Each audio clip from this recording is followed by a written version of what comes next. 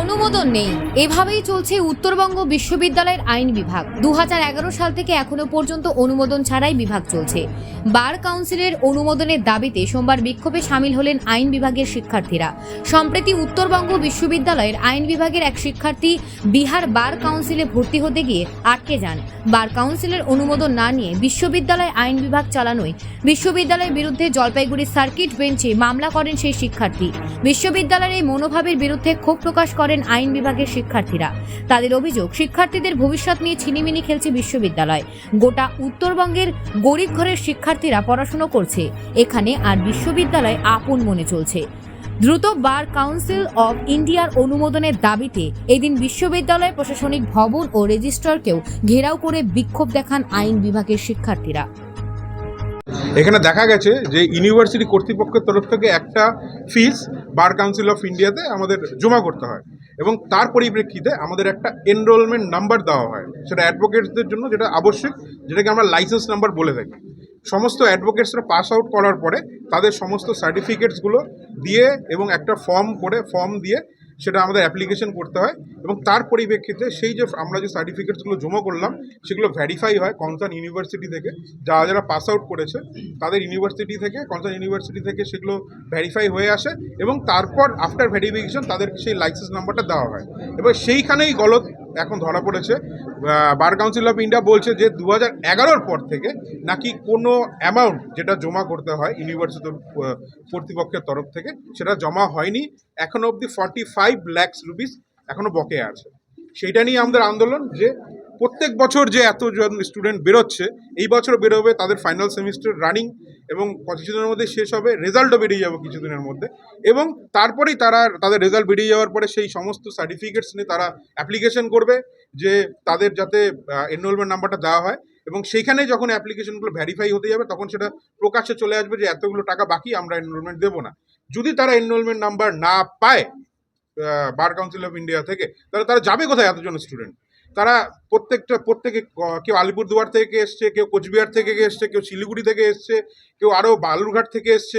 একজন স্টুডেন্ট তারা pass out করার পরে তারা বিভিন্ন তাদের কনসার্ন বার অ্যাসোসিয়েশনে গিয়ে প্র্যাকটিস করবে। যদি বার অ্যাসোসিয়েশন সেই এনরোলমেন্ট নাম্বারটা না পায় তাহলে তারাও তাদের সেখানকার লোকাল মেম্বারশিপ তাদেরকে দেবে না। জানতে পারলে কি করে যে তোমাদের কলেজের অ্যাফিলিয়েশন নেই?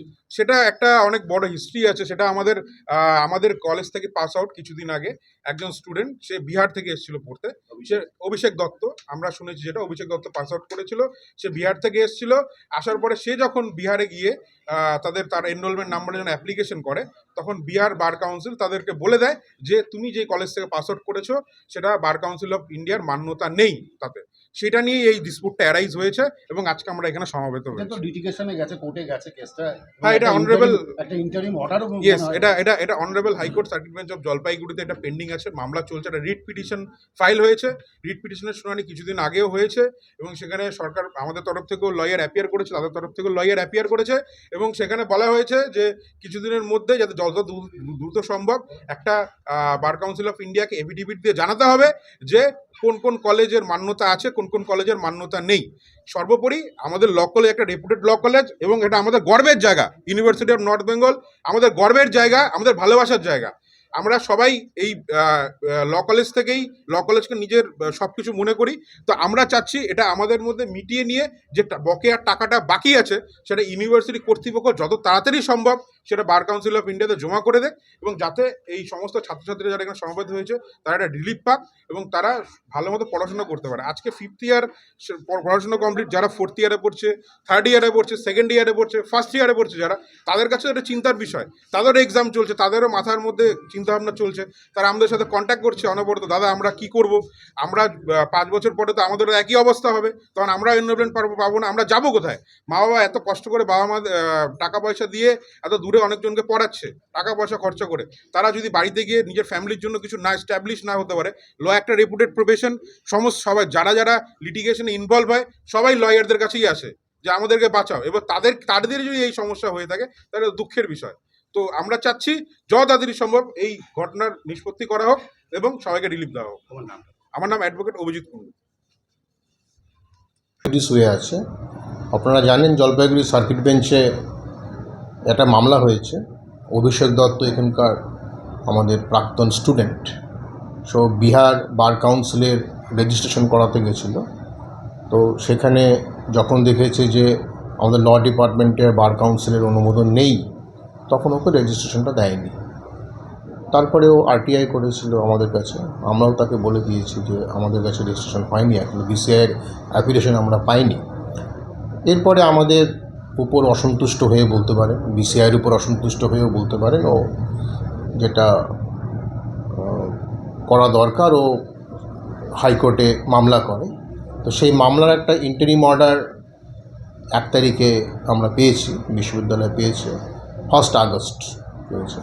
সেখানে বলা হয়েছে যে আমাদের ইউনিভার্সিটি ল কোর্স চালানোর ব্যাপারে আর কোনো বাধা রইল না, আমরা ইউনিভার্সিটি ল কোর্স চালাতে পারবো until inspection by BCI and affiliation by BCI. Sir law যতক্ষণ কোর্স আমি বলিনি, ল কোর্স চালানো আর সার্টিফিকেটের দাম এই দুটো কিন্তু আলাদা। আলাদা, কিন্তু আপাতত আমাদেরকে বলেছে যে আমরা ল কোর্স চালাতে পারবো আনটিল ইন্সপেকশন বাই বিসিআই, কোনো আমাদের কাছে আর কোনো বাধা থাকলো না। কিন্তু আপনাদের দেওয়া সার্টিফিকেট কতটা দাম থাকবে? সার্টিফিকেট দেওয়ার দাম থাকবে এই মুহূর্তে, যেহেতু এটা হাইকোর্ট বলে দিয়েছে ল কোর্স চালাতে পারবো, হ্যাঁ, কিন্তু আমাদের বিসিআর অ্যাপ্লিকেশন দরকার, সেটারই আমরা তৎপর করছি আর কি, সেটারই আমরা প্রচেষ্টায় আছি যে কীভাবে তাড়াতাড়ি বিসিআর অ্যাপ্লিকেশনটা আমরা পাই।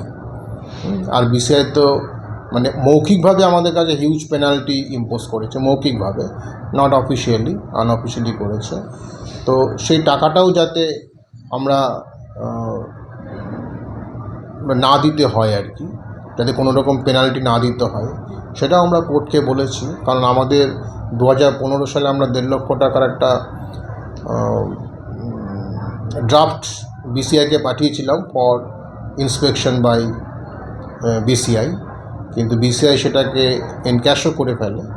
কিন্তু তারপরে আর কোনো বিসিআইয়ের কোনো টিমও আসেনি, কিছুই আসেনি, আমাদের অ্যাপ্লিকেশনও দেয়নি। স্যার লাইব্রেরির পজিশনটা কি? লাইব্রেরিতেও একই অবস্থা? না, ডিপার্টমেন্টে লাইব্রেরি আছে। বিসিআই ইন্সপেকশন করতে আসলে প্রথমে যেটা দরকার সেটা হচ্ছে ডিপার্টমেন্টাল লাইব্রেরি। এটা তো একটা প্রি কন্ডিশন বার কাউন্সিলে, যে প্রত্যেকটা ডিপার্টমেন্টে, ল ডিপার্টমেন্টে কিংবা ল কলেজে লাইব্রেরিটা হবে এনরিচড লাইব্রেরি। তো সেই ক্ষেত্রে আমরা একটু পিছিয়ে আছি ল ডিপার্টমেন্টের লাইব্রেরির বিষয়ে। তো ওখানে একজন অ্যাসিস্ট্যান্ট লাইব্রেরিয়ান আছেন আমাদের, কিন্তু ওনার কোনো হ্যান্ডস নেই, কোনো নন টিচিং কোনো কর্মী নেই। তা আমরা ল ডিপার্টমেন্টের সঙ্গে 1 মাস আগে একটা মিটিংও করেছিলাম। সেই মিটিংয়ে একটা সিদ্ধান্ত হয়েছিল, ওরাও ডিমান্ড করেছিল 2 জন লাইব্রেরি প্রফেশনাল লোক দরকার। তো সেই মোতাবেক আমরা লাইব্রেরি প্রফেশনাল ম্যান্ডেজ হিসাবে দিয়েছিলাম আমরা।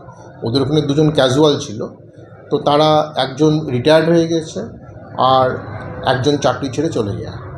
তারপরের থেকে ক্যাজুয়াল পোস্টটা ওখানে থেকেই যায়, কিন্তু এই মুহূর্তে আমরা কাজ চালানোর জন্য বলেছিলাম যে তোমরা 2 জন ম্যান্ডেজ নাও।